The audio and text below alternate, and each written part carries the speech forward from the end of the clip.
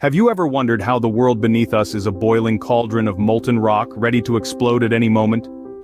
Picture a world with around 1,500 active volcanoes, each one a testament to the planet's fiery core. These natural phenomena are awe-inspiring, drawing us in with their magnificent displays of power. Volcanoes are nature's way of venting, releasing pressure from deep within the Earth's crust. They're like a safety valve for our planet, but when they erupt, they can also unleash destruction on a colossal scale. Think of them as Earth's fiery giants, their presence a stark reminder of the potent forces simmering just beneath our feet.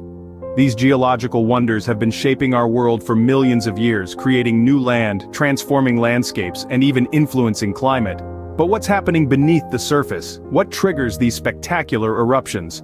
So, what makes these fiery giants tick? Let's dive deeper into the world of volcanoes. While all volcanoes may seem similar, they are quite diverse in their nature and behavior. Let's start with shield volcanoes. These gentle giants of the volcanic world owe their name to their broad, shield-like shape. They are formed by highly fluid lava flows that spread out in all directions and create layers over time, resulting in a wide, gently sloping mountain. Think of the Hawaiian Islands. Those are classic examples of shield volcanoes. The eruptions here are typically less violent, with lava oozing out slowly and steadily. Next, we have composite volcanoes, also known as stratovolcanoes. These are the classic cone-shaped volcanoes that most people picture when they think of a volcano. They are formed by explosive eruptions that throw out a mix of lava, ash, and rock fragments. This leads to the creation of alternating layers of hardened lava and ash, giving them a composite structure they're named after. Mount Fuji in Japan and Mount St. Helens in the United States are prime examples of composite volcanoes.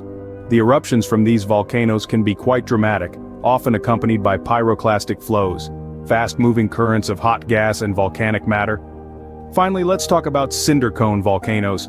These are the smallest of the bunch, but what they lack in size they make up for in spectacle. They are formed from blobs of lava ejected from a single vent that cool quickly and fall as cinders around the vent, building up a cone shape. The eruptions are usually short-lived but quite explosive.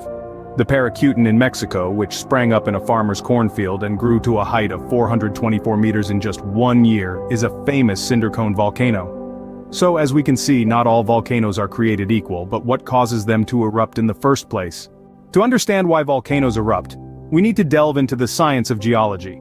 Volcanic eruptions are not random acts of nature. They are the result of complex geological processes happening beneath the Earth's surface. Let's take a closer look. Earth's outer layer, the crust, is not one solid piece but rather a jigsaw puzzle of massive slabs known as tectonic plates. These plates are constantly moving, albeit at a pace slower than a snail's crawl. However, this slow but steady movement can have explosive consequences. When these plates collide, one plate often gets pushed beneath the other in a process called subduction. The subducted plate is forced deeper into the Earth, where high pressure and temperature cause it to melt, forming magma. This magma is less dense than the surrounding rocks, so it starts to rise, accumulating in a magma chamber beneath the volcano. Over time, the pressure in the magma chamber builds up. When the pressure becomes too great, the magma forces its way to the surface, and voila! We have a volcanic eruption. But not all eruptions are the same. The type and intensity of an eruption can depend on various factors, including the composition of the magma and the shape and size of the magma chamber. So, the next time you see a volcano erupting, you'll know it's a result of the Earth's ever-moving tectonic plates. Now let's discuss the most devastating volcanic eruption ever recorded.